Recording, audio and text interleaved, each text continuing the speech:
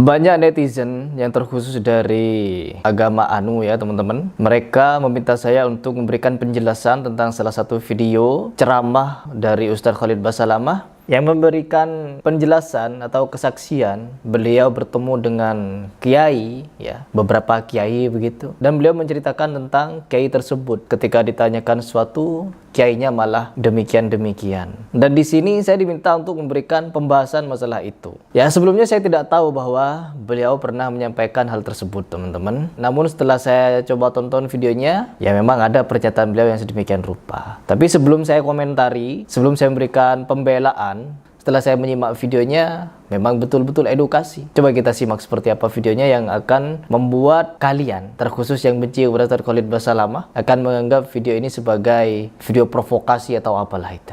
Ke video dulu.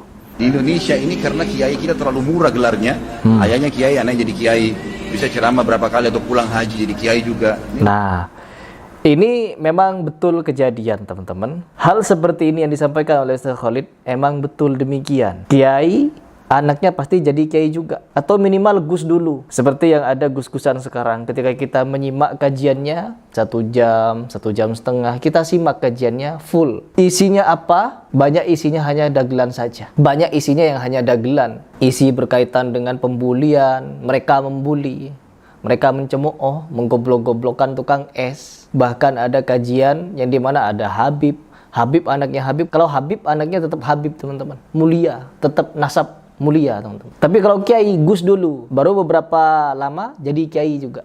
Apa hukumnya menyentuh perempuan yang bukan mahram? Bi ayyut'ina ala ra'si ahadikum, ditusukkan ke kepala kamu, ditusukkan besi dari neraka ke kepala kamu, khairan, lebih baik min antamussa yada mar'atin la tahillu lahu, daripada menyentuh tangan perempuan yang tak mahram.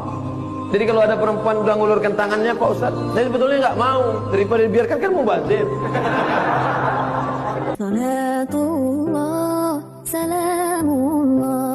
Apakah kalian merasa hina karena kejadian ini?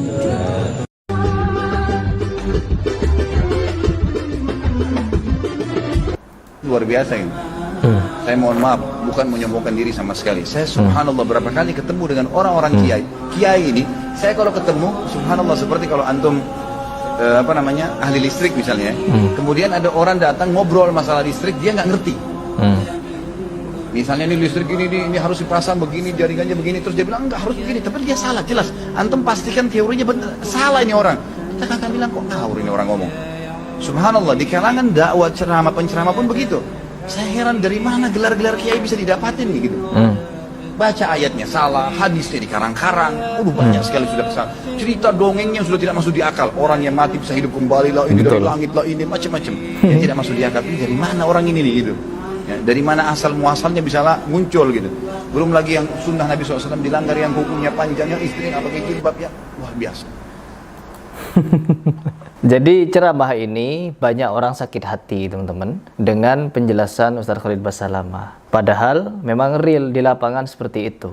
Ya, banyak orang membawakan hadis-hadis yang tidak tahu sumbernya dari mana, menceritakan di depan umum. Salah satunya seperti Bahar yang sudah lebih 1 tahun ya. Lebih 1 tahun saya meminta Bahar untuk mempertanggungjawabkan dalil atau informasi gaib yang dia sampaikan. Entah itu informasi gaib dia dapatkan sendiri atau dari Nabi Muhammad SAW. Saya minta dia untuk bertanggung jawab. Videonya sudah ditonton 2 juta. Kalau tidak salah, sampai sekarang ini, sampai video ini dibuat, 2 juta kurang lebih, 2 juta views. Mustahil yang bersangkutan tidak nonton video saya. Tapi apa teman-teman? Tidak ada dia berani untuk menjawab tantangan saya. Ya, ujuk-ujuk dia membuat video ditentang Harry Pras, berani nggak? Berani katanya. Dikirain ditentang beran. Dia bikin video-video bulet-bulet, apa namanya itu, silat-silat, murid-muridnya. Dikira nanti kalau kita ketemu langsung berantem begitu. Dikira ditentang ribut. No. Ketika dia nonton video saya, mungkin dia ketakutan teman-teman. Ya, ketakutan dia. Karena dia hanya ngomong sembarang ngomong. Dan bukan cuma satu ini teman-teman. Yang kemarin mengatakan Syekhul Islam Ibnu Taimiyah tidak layak dipanggil Syekhul Islam. Karena di dalam perkara pokok akidahnya salah teman-teman.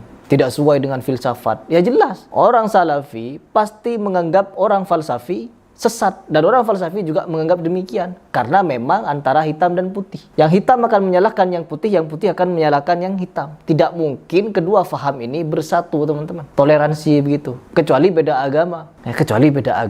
Karena kita merasa sama-sama Muslim, sama-sama Sunni, jadi ini akan menjadi pertentangan terus. Dan ketika saya dan beserta Syekh Ahmed dan ada satu ustadz yang tidak saya sebut namanya, dia siap hadir ketika Udin ini berani untuk berdialog ilmiah. Apa jawabannya? Alasan sakit. Orang ini, pembela Syiah ini, yang penormalisasi Syiah di Indonesia ini, alasan sakit. Ada 5 poin. Yang pertama, kita berdialog tentang istiwanya Allah. Bagaimana menyikapi bersemayamnya Allah. Terus yang kedua, bahasa Indonesia miskin. Karena bersemayam itu hanya diartikan duduk, kata dia. Jadi miskin bahasa Indonesia ini. Kita dialogkan ini. Terus yang ketiga, apakah iya di dalam memahami tauhid, akidah, Allah berada di atas, kita harus berbahasa Arab dulu. Sedangkan kita saksikan sendiri di tanah Arab.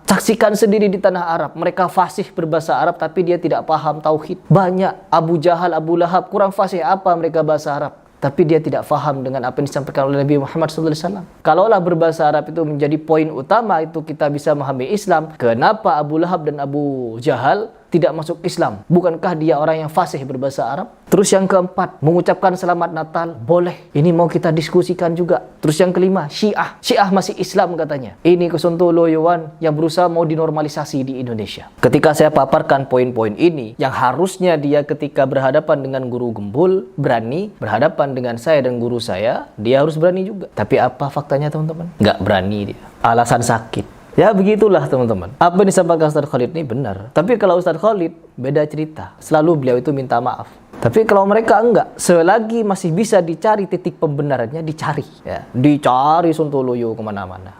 Sampai-sampai kitab Murujud Dahab disebut dengan Mirwajud Dahab. Untuk apa? Membela fatwa surah pemusik. Sontoloyo.